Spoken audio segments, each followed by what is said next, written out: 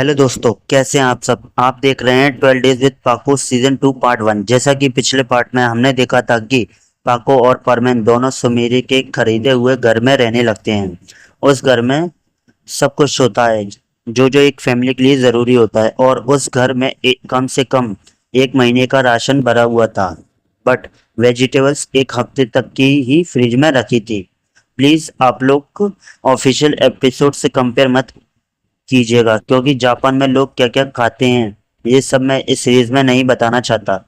बस फिश और एग इस सीरीज में ऐड कर सकता हूँ। वैसे मैं भी प्योर वेजिटेरियन हूँ। अब इस स्टोरी को यहाँ से कंटिन्यू करते हैं। सुमेरे वहाँ से अपनी मैनेजर के साथ चली जाती है, मतलब सुमेरे की रोबोट जो सुमेरे बनी थी। और पाको थका थका महसूस करती है।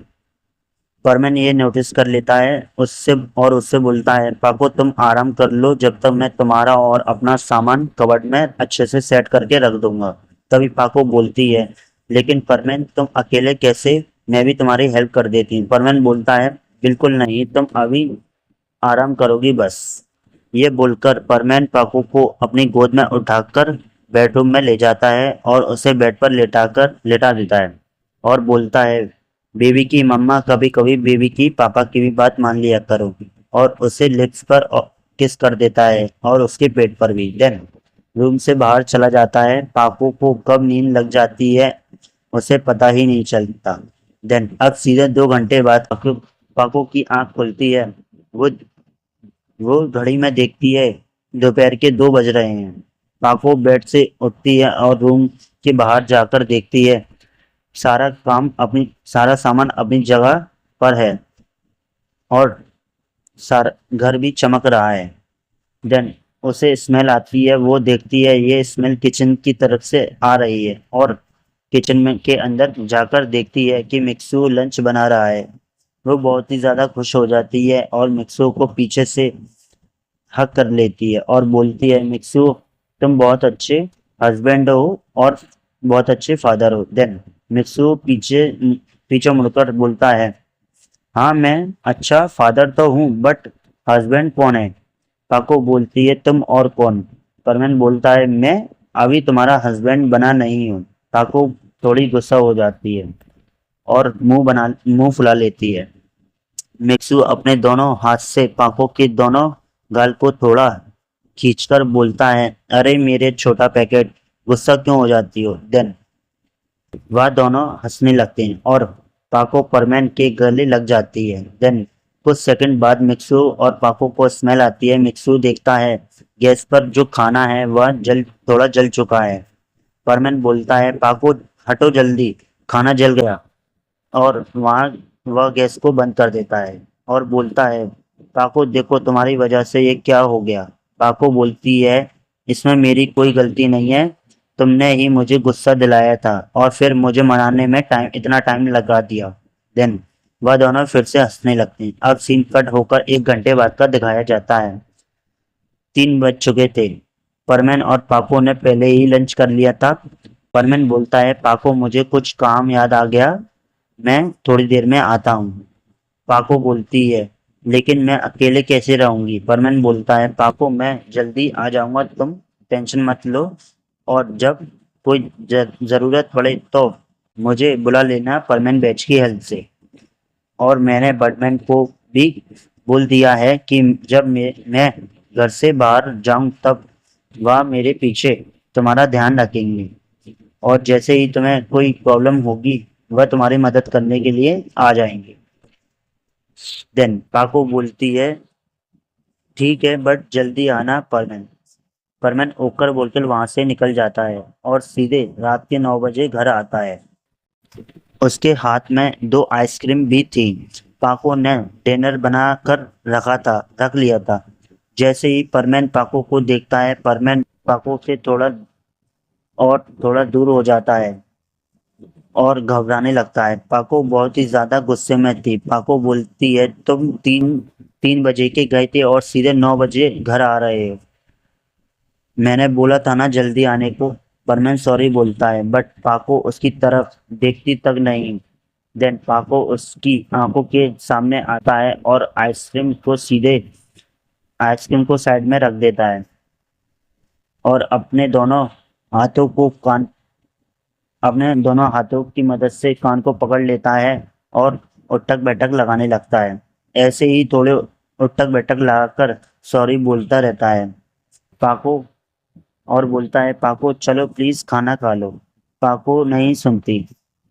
परमैन पाको का हाथ पकड़कर डाइनिंग टेबल तक ले जाता है और उसे चेयर पर बिठा देता है और दोनों दोनों के लिए खाना सर्व करता है। परमैन बोलता है खाना खा लो अभी पाक खाना खा लो लेकिन पाको अभी भी नहीं सुनती। देन परमन अपने हाथ से खाना खिलाने लगता है लेकिन पाको अपना मुंह ही नहीं खोलती। देन परमन अपने दूसरे हाथ से उसके नोज दबा देता है जिससे उसे सांस मिलने में प्रॉब्लम हो रही थी। वह अपना मुंह खोल देती है। जैसे ही वह मुंह खोलती है परमैन वैसे ही अपने हाथ से खाना खिला देता है। आप लोग इमेजिन कर सकते हैं जब कोई भी मम्मा अपने छोटे बेबी को दवाई खिलाती है तब वह अपना मुंह नहीं खोलता, उसी तरह वह अपने बच्चे की नोज दबाकर दवाई खिला देती है। आई होप आप सब समझ चुके होंगे। पाको फर्स्ट बाइट तो ऐसे खा लेती है बट सेकंड बाइट के लिए वो अपने हाथ से अपनी नोज को कवर कर लेती है जैसे ही परमैन उस जिससे परमैन उसकी नोज को दबा ना सके। देन परमैन सेकंड बाइट को अपने मुंह में रख लेता है और उठकर पाको के बिल्कुल करीब आता है और अपना मुंह खोलकर पाको के मुंह के पास ले आता है। पाको समझ जाती है कि परमैन क्या करना चाहता है। देन पाको भी अपना मुंह खोल देती है और परमैन पाको दोनों अपने लिप्स टच कर लेते हैं। परमैन अपने टंग से सेकंड वाली बाइट को पाको के मुंह के अंदर कर देता है। ऐसे करते करते दोनों डिनर कर लेते हैं। ऐसे ही 2-3 दिन निकल जाते हैं। परमैन रोज लेट आता है। पाको अब धीरे धीरे और भी ज्यादा गुस्सा होने लगती है। ऐसे ही उन दोनों को उस घर में एक हफ्ता पूरा होने को हो गया था। परमैन सुबह सुबह ही वेजिटेबल्स ले आता है। मैंने पहले ही आपको बताया था कि ये तक के लिए ही थी। पाको जानना तो चाहती थी कि परमैन वेजिटेबल कैसे और कहाँ से लाए बट वह आजकल गुस्से में रहती थी इसीलिए वह उससे कुछ नहीं पूछती। ऐसे करते करते उन दोनों में थोड़ी बहुत लड़ाई झगड़े स्टार्ट होने लगते हैं। पाको परमैन पर रोज चिल्लाने लगती है। एक दिन पाको बहुत ज़्यादा गुस्से में आ जाती है और परमैन को सुनाने लगती है। वो तो अब परमैन की लाई हुई आइसक्रीम उसके सामने ही डस्टबिन में फेंक देती है। पहले तो वह गुस्सा होकर भी आइसक्रीम को खा लेती थी बट 2-3 दिन से वह उसके सामने ही आइसक्रीम फेंक देती है। ये देखकर परमैन को बहुत बुरा तो लगता है बट वह कुछ नहीं बोलता। ऐसे करते करते 3 दिन और निकल जाते हैं।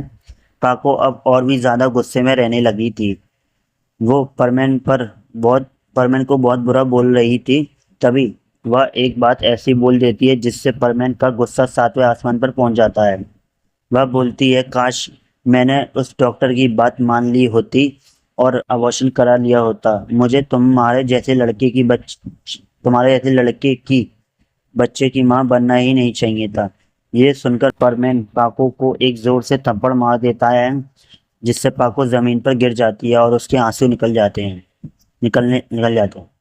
परमैन उसे उठाने लगता है और सॉरी बोलने लगता है। पाको रोते रोते बोलती है तुम मुझसे दूर रहो और अपने घर के लैंडलाइन नंबर से सुमेर को कॉल करती है।